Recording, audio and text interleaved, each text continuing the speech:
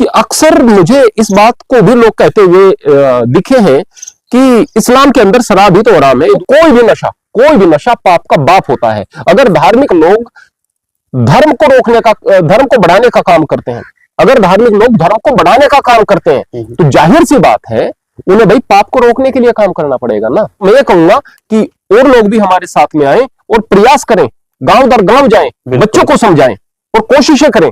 और एक व्यक्ति अगर इस बात के लिए प्रयास करेगा कि मुझे सामाजिक बुराई को हटाने के लिए काम करना है। साथियों, स्वागत है आप सभी का। मैं आपके साथ मुस्तफा चौधरी, और बात आज हम ऐसी समस्या के बारे में करेंगे जो हमारे क्षेत्र के लिए एक बड़ी समस्या और बड़ी गंभीर समस्या बनकर के उभरी है। सफेद पाउडर का काला धंधा, जिसमें अच्छे अच्छे लोग मुलविस पाए जा रहे हैं, सामाजिक लोग कहे जाने वाले तस्कर बने फिर रहे हैं, और हमारी युवा पीढ़ी जो है बर्बाद होने के कगार पर है। और बहुत से युवा बर्बाद हो चुके हैं, घर बिगड़ चुके हैं। मैंने इससे पहले एक वीडियो बनाई थी और उसमें अपने तरफ से कुछ इसके फैलने के कारण और उन पर सुझाव दिए थे, जिनमें एक सुझाव मेरा यह था कि धार्मिक लोग जो धार्मिक संस्था चलाते हैं, धार्मिक इदारे चलाते हैं और जो लोगों से चंदा वसूल करते हैं, उसमें वो ये नहीं देखते कि इसका कारोबार क्या है। अगर कोई इसमें का बड़ा तस्कर है और वो मोटी रकम चंदे के रूप में दे रहा है, तो उसके कारोबार की बरकत की दुआ तक धार्मिक लोग करते हैं और सामाजिक लोग उनसे कोई बायकॉट नहीं करते। राजनीतिक लोग उनके ऊपर अगर पुलिसिया कार्रवाई होती है तो उसमें उनकी मदद करते हैं, उनको छुड़ाने का काम करते हैं। तो मैं आज एक धार्मिक गुरु के पास आया हूँ। आनंद स्वामी जी महाराज मेरे साथ बैठे हुए हैं और बड़े गंभीर इस विषय पर नजर आते हैं। नशे के खिलाफ कुछ कार्य करना चाहते हैं, और मेरी पहले भी बात हुई थी गुरुजी से। बड़े गंभीर हैं गुरुजी इस विषय को लेकर। गुरुजी, पहले तो आपका बहुत बहुत स्वागत है। बहुत महत्वपूर्ण और समाज के लिए जरूरी विषय लेकर मंदिर में आने के लिए मैं आपका बहुत बहुत स्वागत करता हूं प्रियवर जी। मैंने धार्मिक लोग, राजनीतिक लोग और सामाजिक लोगों की बात की क्योंकि आप एक धार्मिक व्यक्ति हैं, धर्म का प्रचार प्रसार करते हैं और धार्मिक बातों से लोगों का अवगत कराते हैं। दूसरी तरफ मुस्लिम धार्मिक गुरु भी हैं, जिनको मौलाना बोलते हैं, सूफी संत बोलते हैं। तो मैं आपसे शुरुआत करता हूँ। जहां हम बैठे हुए हैं गंगोह क्षेत्र में, सहारनपुर जिले में, और हमारे बराबर का जिला है शामली, हम सिर्फ इसी बेल्ट की बात करेंगे। कहाँ क्या हो रहा है ये हम बात नहीं कर रहे फिलहाल, लेकिन हमारे क्षेत्र के हालात बद से बदतर होते चले जा रहे हैं। दारू का नशा बहुत पहले से था, लेकिन उसके इतने गंभीर परिणाम नहीं थे। लेकिन जितना ये सफेद पाउडर है जो किशोरों को अपनी चपेट में ले रहा है, और इसमें एक तस्कर अपने समाज के अंदर जो है बड़े सुरखरू होकर घूम रहे हैं। उनका कोई बाइकॉट नहीं, उनके कोई हम गलत दृष्टि से उनको नहीं देखते। तो पहले तो आप इस पर ये नजर डालें, इसके फैलने का क्या कारण रहा, और इस पर सुझाव भी फिर मैं आपके चाहूंगा। सबसे पहले तो मैं आपको प्रियवर एक बात बताऊं कि ये जो नशा है या इस तरह की जो बुराइयां होती है, सामाजिक बुराई है। और हमारी सबसे बड़ी गलती यह होती है कि जो सामाजिक बुराई है उसको हम चाहते हैं कि राजनीति खत्म कर दे या प्रशासन खत्म कर दे। प्रशासन इसमें सहयोग कर सकता है, राजनीति इसमें सहयोग कर सकती है, लेकिन खत्म इसको समाज ही करेगा, क्योंकि बुराई सामाजिक है। तो हमें इस बात को समझना पड़ेगा। समाज काफी तटस्थ रहा है, समाज ने इसको गंभीरता से नहीं लिया है। शुरुआती दौर में कोई भी बीमारी हल्की होती है, अगर हल्की बीमारी का समय रहते इलाज कर दिया जाए तो गंभीर बीमारी नहीं बनती है। अगर एक हल्के से फोड़े का पता शुरुआत में चल जाए, उस समय उसका इलाज हो तो वो बड़ा कैंसर नहीं बनेगा। छोटी सी बीमारी का समय पर इलाज हो जाए तो बहुत बड़ी बनकर सामने नहीं आएगी। तो आज की तारीख में इसके गंभीर परिणाम दिखाई दे रहे हैं। हम लोग कई बार यह देखते थे कि देखो भाई ये फला के घर में है, हमारे बच्चे तो इससे सुरक्षित हैं। कई बार ये देखते हैं कि देखो भाई ये फला कम्युनिटी के लोगों में है, हमारे लोगों के अंदर नहीं है। हमारे और अपने लोग, जब आदमी इन चीजों में बटा रहेगा ना, ये मेरा ये पराया, इन चीजों के उसमें बटा रहेगा ना, विभेद में बटा रहेगा, तब तक चीजों का सही प्रकार से वो समाधान कर ही नहीं सकता है। आज की तारीख में देख रहे हैं कि जो लोग प्रभावित थे उसके आसपास के लोग, चाहे वो किसी कम्युनिटी से हैं, वो प्रभावित हो रहे हैं। इन सारी चीजों के अलावा जो पड़ोसी का घर था वहां पर बच्चे प्रभावित थे। पड़ोसी ने कितने अच्छे तरीके से अपने बच्चों को संस्कार दिए, कहीं ना कहीं बच्चे उनसे जाकर के मिल लेते हैं और उन गलत आदतों में पड़ जाते हैं। तो मेरा कहने का मतलब यह है, इसका फैलने का जो सबसे बड़ा कारण है वो है समाज की इस विषय पर गंभीरता से नजर न होना और गंभीरता से इसके खिलाफ कार्यवाही न करना। यह सबसे बड़ा कारण है। और दूसरा कारण क्या है? कि देखो भाई भ्रष्टाचार तो यहाँ पर है इस देश में, इस बात में कोई शक नहीं है।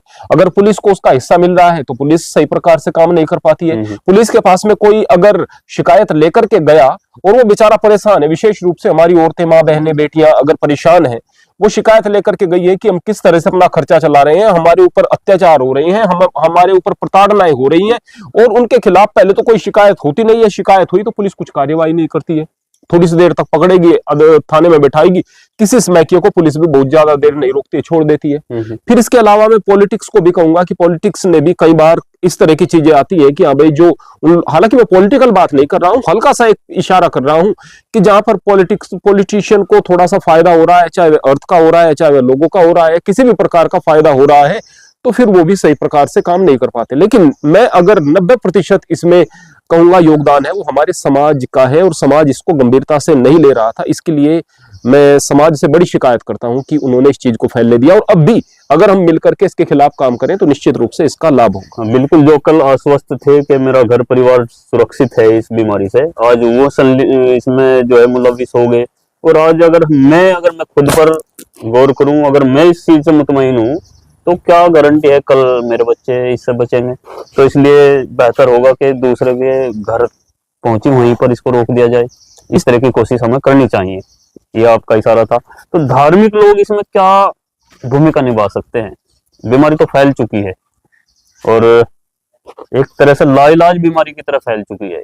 धार्मिक लोगों का क्या इसमें रोल हो सकता है इसको रोकने के लिए? देखिएगा, अगर हम धर्म की शिक्षा केवल लिटरली चीजों को पढ़ करके और उसके आधार पर देंगे तो हम शायद धर्म को सही प्रकार से लोगों तक नहीं पहुंचा पा रहे। सबसे पहले तो इस बात को समझो कि धर्म क्या है ना। धर्म यह नहीं है कि आप किस तरह के कपड़े पहनते हैं। अब आपने दाढ़ी नहीं रखी हुई है तो मैं ये नहीं कहूंगा कि आपने जो है सुन्नत के अनुसार दाढ़ी नहीं रखी हुई है आप कम मुसलमान हो गए हैं। आपने अगर ये पैंट शर्ट पहनी हुई है, मैं नहीं कहूंगा कि आप कम मुसलमान है। या फिर मैंने भगवा कपड़े पहने हुए हैं, कोई दूसरा व्यक्ति अगर साधारण कपड़ों में है तो यह नहीं कह सकते कि वो कम हिंदू है। हम धर्म को देख रहे हैं रीति रिवाज के अनुसार, मान्यताओं के अनुसार। तो यहाँ पर फिर धर्म में विभेद भी दिखाई देते हैं कि देखो भाई हमसे जुदा है। जुदा कुछ नहीं है, जुदा केवल अगर है तो जो है रहन सहन है, परंपराएं हैं। जो धर्म का मूल आधार है वह क्या है कि नशा कोई भी धर्म सही नहीं कह सकता है, कोई भी धर्म नहीं कह सकता है। अगर एक इंसान दूसरे इंसान से मोहब्बत नहीं कर रहा, इसको कोई भी धर्म अच्छा नहीं कह सकता। मोहब्बत का पैगाम धर्म देंगे। अगर सभ्यता के बारे में बात करें, तहजीब के बारे में बात करें, सफाई के बारे में बात करें, जो इंसानी मर्यादाएं हैं उनके विषय में बात करें, सभी धर्म वही शिक्षा देंगे, दूसरा धर्म उससे अलग शिक्षा नहीं देगा। तो सबसे पहले तो धार्मिक लोगों का काम है कि वो समाज में अच्छाई को, सच्चाई को और प्रेम को फैलाएं। अगर एक समाज बहुत ज्यादा स्वस्थ होगा और धर्म से जुड़ा हुआ होगा तो उसके अंदर बुराइयां फैलेंगी नहीं। दूसरी बात, मैं आपको एक और चीज बता देना चाहता हूं कि अक्सर मुझे इस बात को भी लोग कहते हुए दिखे हैं कि इस्लाम के अंदर शराब ही तो हराम है, दूसरा नशा हराम नहीं। देखो भाई, उस जमाने में जबकि बात होती थी शराब को हराम करार कर दिया गया था, उस समय शराब हराम है मतलब नशा हराम है, क्योंकि उस समय शराब ही थी। उस समय का नशा शराब ही था। तो शराब हराम है कहने का अभिप्राय ही यही था, मतलब ही यही था कि भाई ये नशा हराम है, यानी किसी भी तरह का नशा हराम है। और उसमें नशा हराम होने का कारण क्या है? देखो, इंसान किस चीज से है? अपने दिमाग से, अपनी सोच से, अपनी विवेक से, अपने समझ से है। वरना जानवर इंसान से ताकतवर हैं बहुत सारे जानवरों के अंदर ऐसी खूबियां हैं जो इंसान में नहीं है। हम उड़ने के लिए हवाई जहाज का प्रबंध करेंगे, हर आदमी नहीं कर पाता। एक पक्षी यहां से उड़ेगा परिंदा और दूर तक चला जाएगा, उड़ता हुआ चला जाएगा, उसके सामने कीचड़ की समस्या नहीं, किसी दरिया को लांघने की कोई समस्या नहीं है। एक एक जानवर इंसान से ज्यादा खूबसूरत भी हो सकता है, खूबसूरती में जानवर आगे हो सकता है, कुछ विशेष सुविधाओं में हो सकता है। अगर इंटेलिजेंस के विषय में बात करें तो डॉल्फिन की इंटेलिजेंस आदमी से कम नहीं है, लेकिन एक चीज नहीं है डॉल्फिन के पास भी नहीं है, वो है विवेक, वो है समझ, है ना। और जो नशा है वो दिमाग को कम करे या ना करे, समझ को खा जाता है, समझ को खा जाता है। अगर हमारे अंदर समझ नहीं होगी, हमारे अंदर विवेक नहीं होगी, अच्छा बुरा हमारे अंदर समझने की क्षमता नहीं होगी और हम नफ्स के गुलाम बन करके रह जाएंगे, तो फिर हम में और शैतान में कुछ फर्क नहीं हो जाएगा। हकीकत में हम पर शैतान का ही कब्जा हो जाएगा, एक तरह से हम इंसान नहीं रह जाएंगे। तो नशा जो है वो इंसान को शैतान बनाता है, वो इंसानियत से दूर लेकर के जाता है, यानी नशा धर्म के रास्ते में सबसे बड़ी बाधा है। तो धार्मिक लोगों को अगर काम करना है, सबसे पहले वह उन चीजों पर काम करे जो इंसान को इंसानियत से दूर लेकर के जाती हैं। इंसान को इंसानियत से दूर क्या लेकर जाती है? ऐसा कहा गया है, तुलसीदास जी कहते हैं, ऐसा कौन भयो जग माही प्रभुता पाए जास मद नाही। ऐसा कौन है जिसको प्रभुता मिली हो और उसको मद ना हो गया हो, नशा ना हो गया हो। मद कैसा, नशा कैसा, अहंकार, है ना, या किसी भी प्रकार का ऐसा नशा जो कि आदमी को इंसानियत से दूर लेकर जाएगा। पर बता क्या है, एक आदमी को बहुत ज्यादा पैसा आदमी के पास हो गया और उस पैसे से इतनी मोहब्बत करता है कि उसका हिस्सा दूसरों में नहीं दे रहा, हिस्सा जो दूसरों में दे रहा है उस कमाई से, तो उस आदमी का मन साफ हो जाता है, उस आदमी को उससे मोहब्बत नहीं होगी पैसे से। पैसा कमा रहा है, कमाना अच्छी बात है, तो वो स्थिति अलग हो जाएगी। लेकिन जो आदमी ज़कात नहीं कर रहा है या हिंदू धर्म के अनुसार दान नहीं दे रहा है और लोगों की सहायता नहीं कर रहा है, तो वो नशा क्या, वो नशा पैदा कर देगा। वो जो है वो धन है, कहते हैं कनक कनकते सोगुनी मादकता अधिकाए, वो खाए बोराए नर वो पाए बोराए। यानी कनक यानी सोने में, कनक यानी धतूरे से भी ज्यादा, भांग से भी ज्यादा, दूसरे नशे से भी ज्यादा मादकता होती है, नशा होता है, यानी धन में ज्यादा नशा होता है। दूसरे नशे को तो आदमी खाकर ही बोराता है, पागल होता है, इस नशे को पाकर बोरा जाता है। तो एक तो बहुत ज्यादा आदमी पैसे वाला होकर अहंकार से भर गया, तकब्बुर से भर गया, तो उसके खिलाफ धार्मिक लोगों को काम करना चाहिए। दूसरा, एक इंसान बहुत ताकत में आ गया, मुझे आज ताकत मिल गई है, राजनीति में मेरा बड़ा कद हो गया है ना, मेरे पास में फिलहाल शासन की ताकत है, और वो तकब्बुर में भर करके गलत काम करना शुरू कर देता है। उसके खिलाफ धार्मिक लोगों को काम करना चाहिए। इन सारी चीजों के अलावा अगर नशा सीधे सीधे हमारे युवाओं के बीच में जा रहा है और उनके दिमाग को खराब कर रहा है, तो जाहिर सी बात है फिर उनमें हजार प्रकार की कमियां पाई जाएंगी। नशा इंसान के दिमाग को पूरे तरीके से तबाह बर्बाद कर देता है। एक छोटी सी कहानी मैं यहाँ पर बताता हूँ, धर्म के अंदर आती है। बोले कि एक आदमी, कोई उसने गुनाह नहीं किया, कोई गुनाह नहीं किया, और वो स्वर्ग में चला जाता है, और उससे कहा जाता है, ऐसे ही लोगों को समझाने के लिए कहानी है कि भाई कुछ तो गुनाह करके आता, इतना तो पाक साफ कोई आदमी यहाँ पर आया ही नहीं है, एक गुनाह की तुम्हें इजाजत दी जाती है। बोले कि मेरा तो गुनाह में मन ही नहीं लगता है, मैं क्या गुनाह करूंगा। बोले कोई बात नहीं, तुम्हें जमीन पर भेजा जाता है, एक गुनाह करने की तुम्हें छूट है कि मेरा मन ही नहीं लगता है। बोले कि एक गुनाह तो तुम्हें करना पड़ेगा, छोटा सा कर देना कुछ। ऐसे परीक्षा लेने के लिए उससे पूछा गया। एक जगह एक छोटे से बच्चे को खड़ा किया गया, एक दरवाजा, वहां पर एक छोटे से बच्चे को खड़ा किया गया और कहा गया कि इस बच्चे को जान से मार दे। बोले अरे तौबा तौबा, मैं नहीं मार सकता, इसको, ये तो बड़ा जुल्म हो जाएगा। फिर अगले दरवाजे में एक औरत को खड़ा कर दिया गया कि इसके साथ जिना कर ले, इसके साथ बलात्कार कर ले इससे। बोले अरे अरे तौबा तौबा, ये तो बड़ा गलत काम हो जाएगा, मैं क्षमा चाहता हूँ, ऐसा तो मैं कर ही नहीं सकता हूँ, ये तो बड़ा बुरा काम हो जाएगा। तीसरे जो दरवाजा है उसमें एक नशा रख दिया गया कि इस नशे को कर ले, और उसके बाद में बोले कि नशा कर सकता हूं मैं, फिर भी छोटा गुनाह है। अब जैसे उसने वो नशा किया, नशा दिमाग पर हावी हुआ। अब उस औरत में, जहां पर उसे माँ बहन बेटी दिखाई दे रही थी, वहां पर हवस उसके मन में आ गई उसको देखकर, तो उसकी तरफ दौड़ा। उस बच्चे ने, जिसकी उम्र अभी 12-13 साल की थी, विरोध करना चाहा तो उस बच्चे की टांग पकड़कर उसको जमीन पर पटक दिया। बच्चा भी मर गया और उसके साथ जिना भी कर ली, बलात्कार भी कर लिया, यानी सारे गुनाह हो गए। यानी ये जो नशा होता है, ये हर प्रकार के गुनाह का बाप होता है ना, बुराई की जड़ है। अब कालिदास एक रास्ते से गुजर रहे थे, वहां पर एक औरत शराब बेच रही थी। उसने पूछा कि इस घड़े में क्या है, क्या बेच रहे हो, इस घड़े में क्या है। बोले इस घड़े में पाप का बाप है। आपका बाप क्या है? उसमें वास्तव में मदिरा बेच रही थी, नशा बेच रही थी, शराब बेच रही थी। बोले पाप का बाप है, यानी कि हर प्रकार का पाप इसको पीने के बाद आदमी करेगा। उस औरत ने स्पष्ट कहा कि इसमें पाप का बाप है। तो कोई भी नशा पाप का बाप होता है। अगर धार्मिक लोग धर्म को रोकने का, धर्म को बढ़ाने का काम करते हैं, अगर धार्मिक लोग धर्म को बढ़ाने का काम करते हैं, तो जाहिर सी बात है उन्हें भाई पाप को रोकने के लिए काम करना पड़ेगा ना। तो पाप को अगर रोकना है तो इसका मतलब नशे को रोकना पड़ेगा। इंसान के दिमाग सही होंगे तब जाकर ही वह पुण्य की तरफ चलेगा, तब जाकर ही वह सवाब की तरफ चलेगा, तब जाकर ही वह धर्म की तरफ चलेगा। यदि दिमाग सही नहीं है तो धर्म की तरफ आदमी चल ही नहीं सकता है। इसलिए धार्मिक लोग आगे आए और बच्चों से प्रार्थना करें, रिक्वेस्ट करें और उनको समझाएं, उनको यह बताएं कि जिस जिंदगी को तुम जिंदगी समझ रहे हो, हकीकत में ये एक इम्तिहान है। असली जिंदगी तो मौत के बाद शुरू होती है। जिसको ख्याल केवल इस जिंदगी का है, इस दुनिया का है, वो आदमी नशे में ही है। वो नशा ना करते हुए भी नशे में ही है, और जिसने नशा भी कर लिया वो तो डबल नशे में हो गया।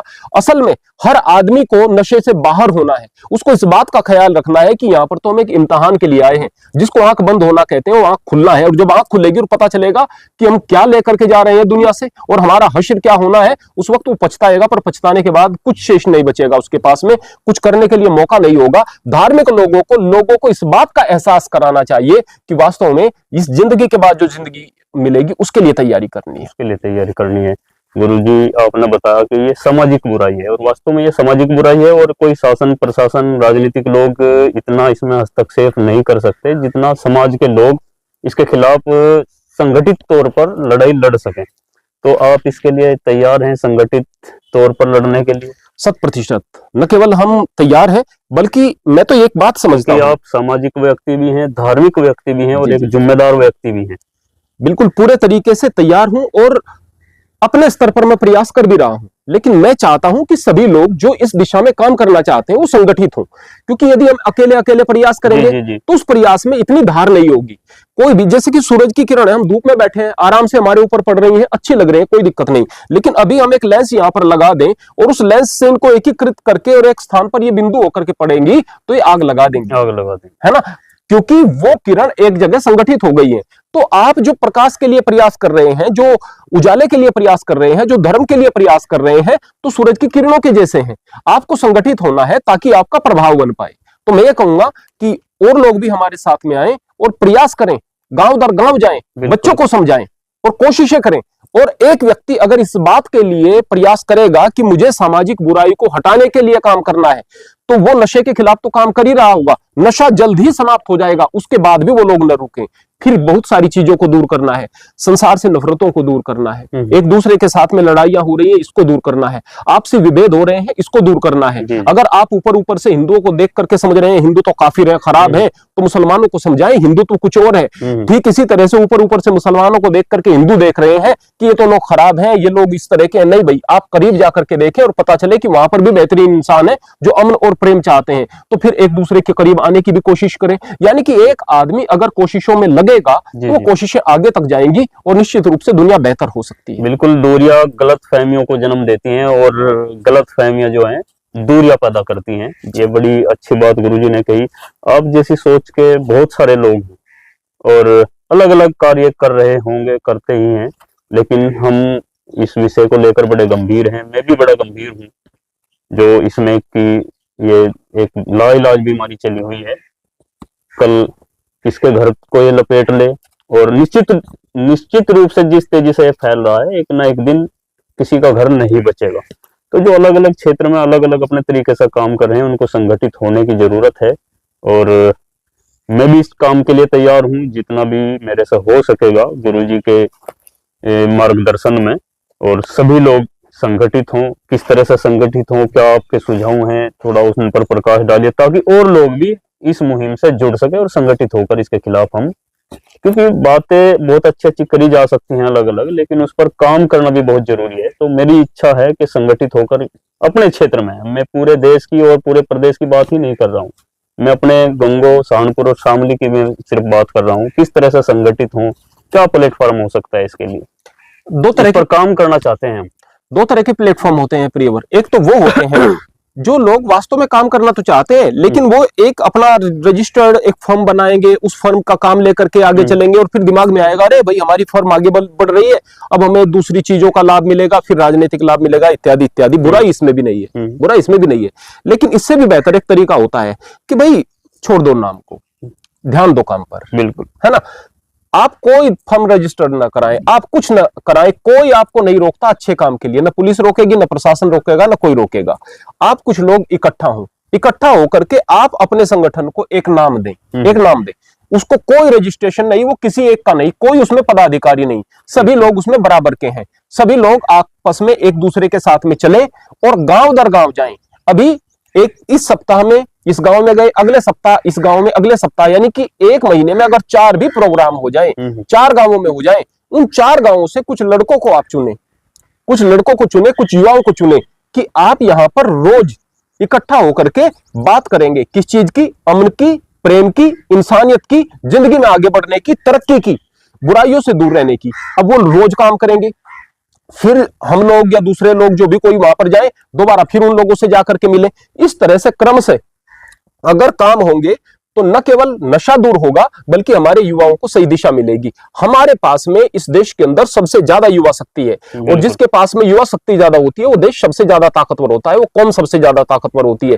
तो हम लोग दुनिया की बेहतरीन कौम बन सकते हैं, क्योंकि हमारे पास युवा शक्ति ज्यादा है, अगर वो सही दिशा में चले और हम इस तरह से प्रयास करें तो। बहुत बहुत शुक्रिया, गुरुजी ने अपनी बातें रखी और सुझाव भी दिए, और काम करने के लिए भी गुरुजी गंभीर हैं और आप लोग भी गंभीर हो सकते हैं। मैं आप लोगों के सामने वीडियो रखी, आपके जो भी सुझाव हों और कैसे इस पर काम किया जाए, क्योंकि हम इस पर काम करना चाहते हैं। आगे आपके सुझाव देख करके कमेंट में आगे की फिर जो भी रूपरेखा होगी उस पर काम करने की कोशिश की जाएगी। गुरु जी की बातों पर अमल कीजिए, ध्यान दीजिए और इस संबंध में आगे बढ़िए। बहुत बहुत शुक्रिया।